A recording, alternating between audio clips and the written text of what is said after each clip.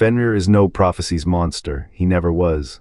Santa Monica recast the wolf as fate's prisoner, bound not to kill but to witness. The boy who wore him Atreus never bewitzes a rote boy's trembling bow, empathy over carnage. What if the wolf's final howl was not triumph but sorrow? Odin's shadow lingers, unseen as the cycle cracks not with swords, but a boy's trembling bow. If Fenrir didn't Santa just see Monica Atreus recast as the wolf as weapon but as a child who could break the cycle of fate's destruction prisoner? The wolf's ancient prophecy did not demand a host. It whispered of kinship, a boy who wore him was no pawn, his trembling bow did not pierce fate, his tears did. Each howl Fenrir stifled in that body was a chain unmade. Odin's shadow lingers, but his absence is not the end. A king's death was the spark but a wolf's restraint, the flame. What if the boy who carried chaos learned to hold it still? Ragnarok's script was inked in blood, yet here, a hand offered not to strike but to grieve. The cycle cracks not with swords, but a boy's quiet refusal to become his cage. What if the unwritten line was never about breaking bonds, but learning to bear them? Odin carved his wisdom from a hollow eye.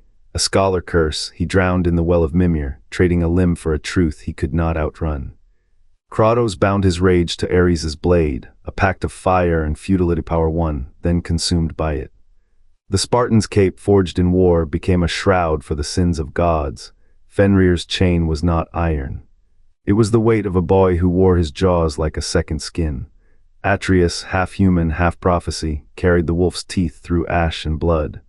Did the wolf see a weapon or a mirror, a cycle that could be unmade by a child's hand? The All-Father's death was no accident. His body fell where his doubts had rooted among the dead, not the divine. He had hunted knowledge like a beast, yet failed to see the one truth Mimir's well did not hold. Some fates are not solved, they are softened. Fenrir howled when the boy knelt beside him, not in rage but recognition. A god's hunger met not with fear but trust. The wolf who was destined to devour the gods instead chose to be bound by them to a child, to a question.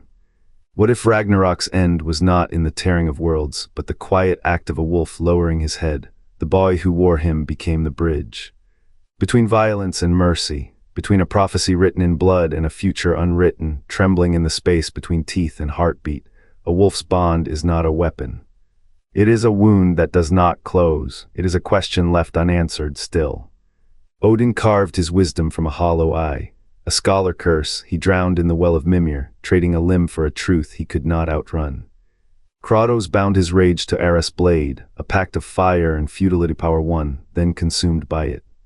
The Spartan's cape forged in war became a shroud for the sins of gods.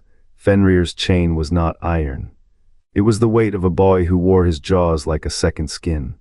Atreus, half human, half prophecy, carried the wolf's teeth through ash and blood. Did the wolf see a weapon or a mirror, a cycle that could be unmade by a child's hand? The All-Father's death was no accident. His body fell where his doubts had rooted among the dead, not the divine.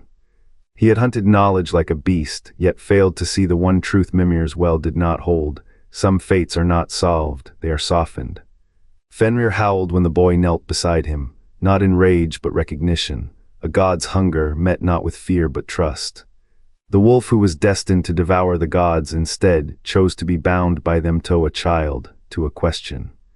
What if Ragnarok's end was not in the tearing of worlds, but the quiet act of a wolf lowering his head? The boy who wore him became the bridge. Between violence and mercy, between a prophecy written in blood and a future unwritten, trembling in the space between teeth and heartbeat, a wolf's bond is not a weapon. It is a wound that does not close, it is a question left unanswered still. The realm between realms reeks of ozone and ancient blood. Atreus' breath fogs in the cold, his fingers numb against the hilt of his bow. A sickly green light pulses in the distance Fenrir's prison, a wound in the fabric of the world. The pressure in his skull is a drumbeat now, Fenrir's spirit clawing through his veins. He sees it, the wolf's memories, a carousel of carnage, Odin's spear in a ribs. The 9 realms burning, asterisk break the cycle asterisk, a voice growls not Fenrir's but his own, buried under the storm.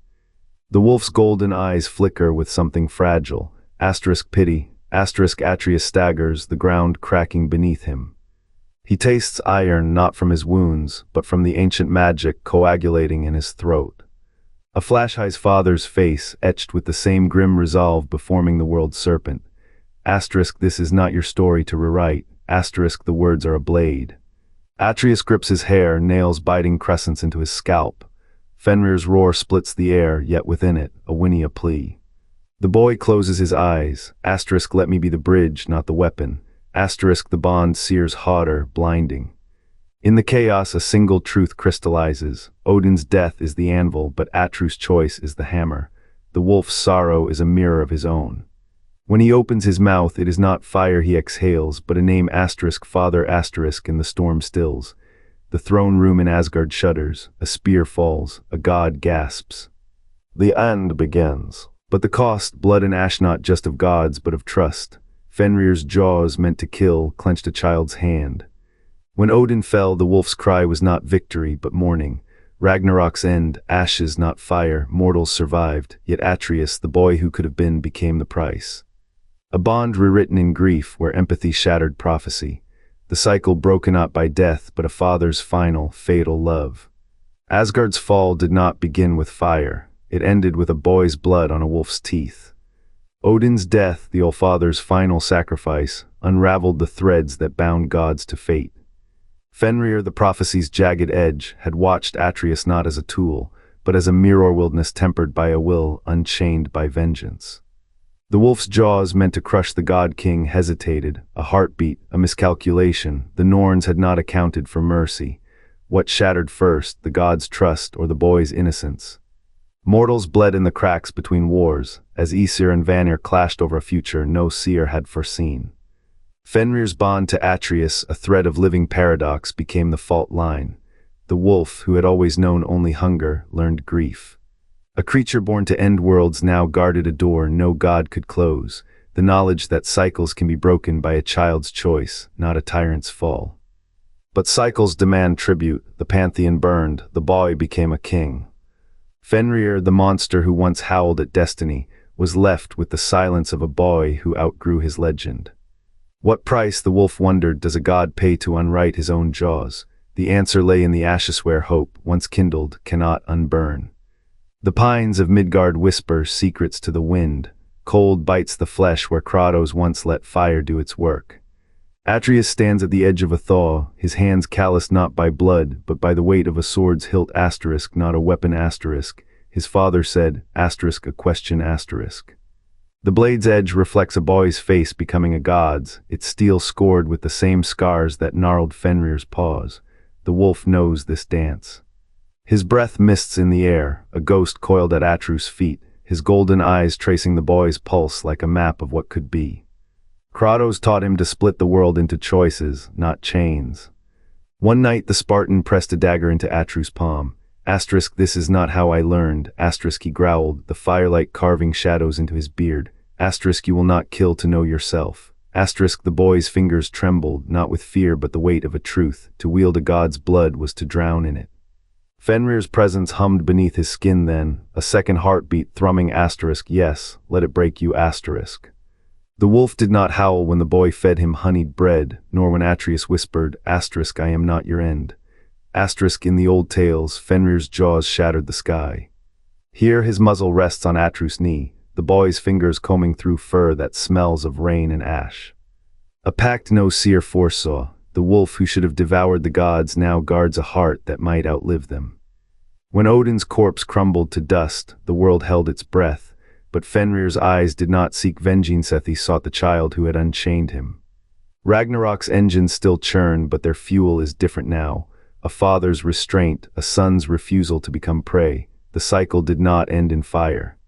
It ended in a boy's hands, cold and steady, pressing a wolf's head to his chest and murmuring, asterisk, I choose you. Asterisk. The ash of Asgard lies still. Fenrir's shadow curls where the boy once stood. Atreus walks forward, his steps neither divine nor cursedly chosen. A wolf's fate is to rend. A god's to fall, but a boy's, to hold a storm in his palms and whisper it to sleep. Odin's death did not shatter the world, it mended it. His sacrifice rewrote the ending. No devouring, no burning, only a pact sealed in a boy's quiet courage. Fenrir, bound not by chains but by a child's trust, became the first to break prophecy's teeth. His howl faded into a sigh. His hunger sated by a hand that fed him not as a weapon, but as a brother. Now the air hums with what was unsaid. The wolf's spirit lingers where Atreus treads a ghost of teeth and grace. No saga speaks of this, no Edda sings it. Only the wind knows the truth. Ragnarok's end was not a battle, but a boy and a wolf who chose to mourn the world they could have destroyed. And in that morning they built something new, from ash, from silence, from a bond the gods never could. Tyr's hand met Fenrir's fang, no trick, no chain, a truth the Allfather feared. Odin's lies fed the wolf's rage. Tyr's sacrifice whispered another fate. Atreus, not yet a god, not yet a weapon, met Fenrir's eyes, not as prey, as kindred. Baldur's arrogance wore a crown. Atreus bore a name erased by prophecy, Loki's son. One believed himself invincible, the other carried a world's grief in his breath. Fenrir's bond to Atreus was no accident. It was a question: could a child unmake what gods built to break? Odin's death was not an end, it was a mirror. Asgard's architect felled by his own truths. Tyr's blade, Atreus' Tyr's, both keys to a lock the Norns never picked. Fenrir, bound by empathy, not iron, became the wolf who chose to howl at the storm, not become it. What if the wolf's final snarl was not destruction, but a refusal? Asgard's fall was written in blood, its rewriting, in a boy's courage to trust the beast his father hunted. The most tragic page, the one left blank. Where Fenrir's teeth never found a neck, where a cycle broke, silent, in the shadow of a choice. Atreus stands at the axis of two worlds, his eyes burning with the wolf's spirit, his palms splitting under the weight of Fenrir's fanged promise. The boy who was meant to be a blade becomes a bridge. What if the prophecy's teeth clamped not on destiny, but on a choice? Fenrir, bound not to devour, but to witness. The wolf's ancient rage curls into a question. What if the monster's hunger could be answered with a name? Atreus's breath shudders, a boy torn between gods and the ghost of a feral god, his skin a battlefield where Fenrir's howl and his own silent prayers collide. Odin's death cracks the sky open, but Atreus's hands remain. No fangs sink into the Allfather's throat, no blood paints the wolf's muzzle. Only a boy trembling with the weight of a cycle unchained, a boy who might have rewritten an ending etched in blood. The camera pulls back. A silhouette between realms, Atreus, half lit by Fenrir's spectral glow, half shadowed by the silence of a prophecy that never came to pass.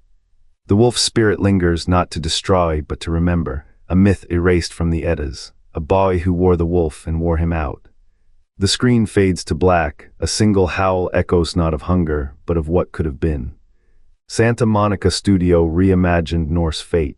Fenrir's bond with Atreus became more than prophecy, it was a clash of destinies. The wolf, bound not by chains but by trust, faced a choice: devour or be devoured. Odin's fall was not the end but a pivot. What if their bond was the tool to shatter Ragnarok?